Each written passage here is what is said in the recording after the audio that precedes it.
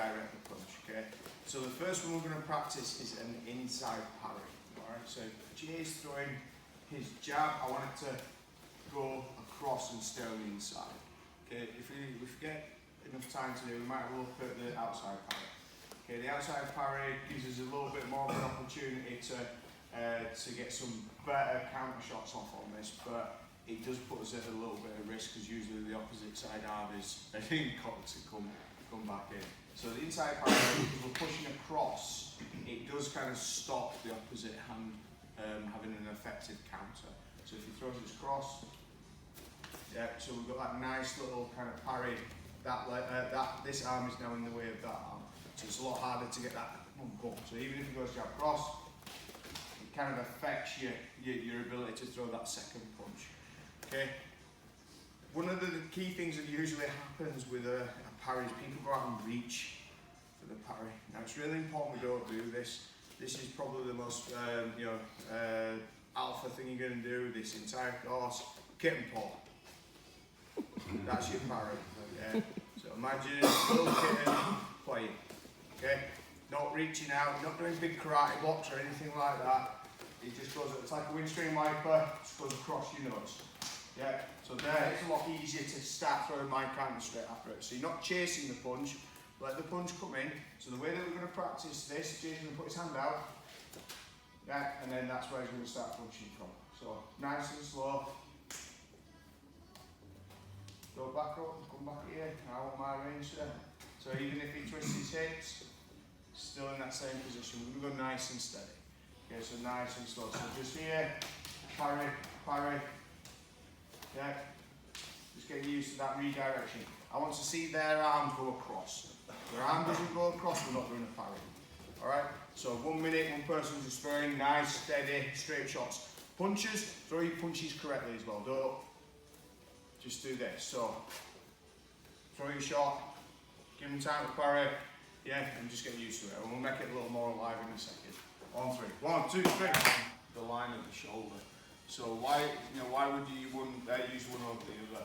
And the BS answer is it's personal preference. Some people feel more comfortable slipping, some people feel more comfortable with parrying. For me, parrying is the easier thing to do, okay? Because slipping, you rely on timing, also a lot of body mechanics. So if Jay throws the jab, I slip, there's lots of different things happening, okay? So I'm moving my head out of the way, I'm keeping my hands up, I'm loading my leg, and I'm now in this position where I have to do something to straighten back up into my normal fighting stance. Whereas a parry, kip paw, kip paw, kip paw. Okay, so the parry is a little easier. How I kind of use the two different techniques and in the situations that I tend to use it. If I'm wanting to stay stood up, or I've got someone like Jay, who's got a very good jab, which I'm never able to time his jab for a slip. I am kit and pawing all the damn night. I'm just trying to save my face for at least 15 seconds where I get a bit of a breather and not getting jabbed in the face. Okay? When I get tired of being jabbed in the face with Jay, that's when I slip, use that to step in because my level changes a little bit. I can use that slip jab to start stepping in. Okay, so what we'll do in the next one, again, they're just going to throw a jab. Okay, you're going to pick which one you do. So it might be a slip, might be a parry, might be a slip, might be a parry. Okay, but throw your punch nice and steady. So this is your speedy jab.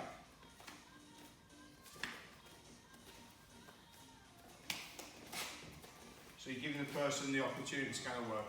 And what we'll do is, after we do a round of that, the second round, if you slip, want to back into that penetration, step into your double leg position. Okay, does that make sense? Yeah. So first round, let's get a timing, get the pattern, and then the second round, you're going to start looking for your penetration step. That's the.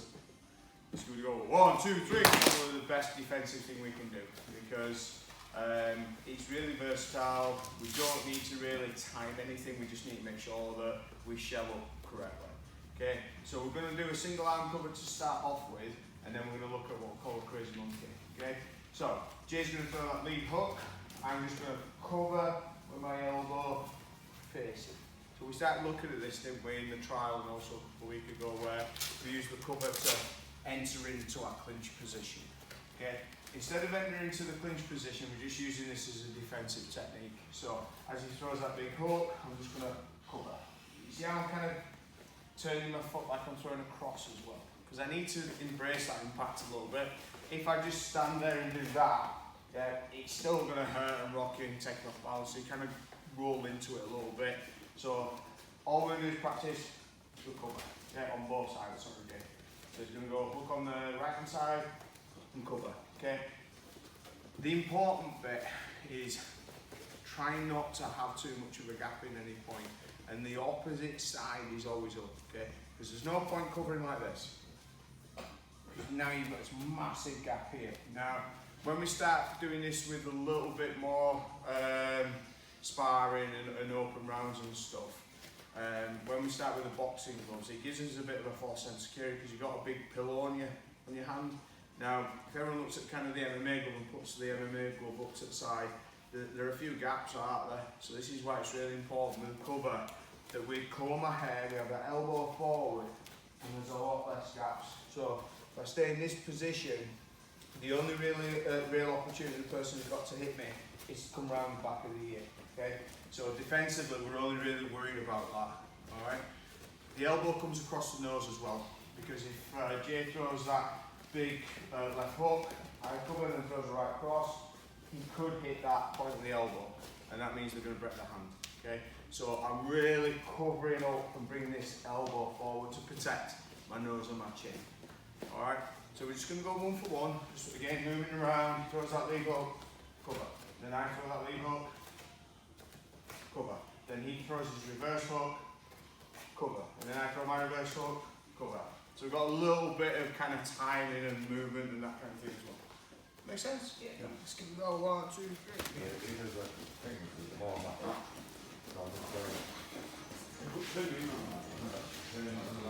What we call the crazy monkey. So the crazy monkey tends to be used when you're being pressured or in a fight you can't quite get someone's timing. So like when you're doing like parries or slips or anything like that, you're kind of working out the person's timing, and everyone kind of changes it so how tired they are, they're full of beans, have they just had a monster, so is that jab coming out like a fraction of a second quicker, and not getting my timing, or someone's just gone straight in and just trying to blast you away.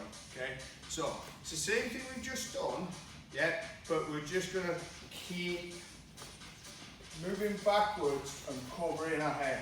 Our nose and our head. Okay? So this is, we don't know what's happening. So you're being clipped, you might have been rocked, or that person is just putting so much pressure on, you just need that little bit of a breather to stop and reduce their chance of damaging you. Okay, so Jay is going to open palm, but everyone else is going to keep a closed fist. Okay, nice and relaxed. We're not going to be throwing heavy shots, just in case one goes on the inside. So he's going to go straight shots and hooks. So it don't matter what he throws, yeah, I'm going to be covered. And we're just going to take a couple of steps back and then go back on our opponent, okay? Please go nice and steady with this. If we're doing the crazy monkey correctly and you start throwing big shots, yeah, you have more chance of breaking your hand than hurting them, okay? So, one more time.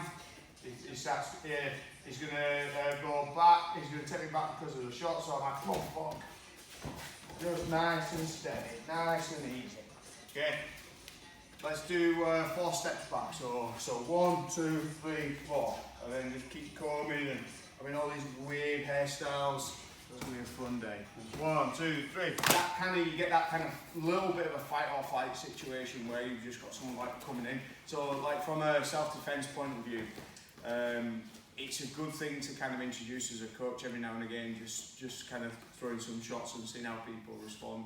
So like a ninja, I'm gonna snap out and start throwing punches at you, you're gonna have to deal with it. Not really.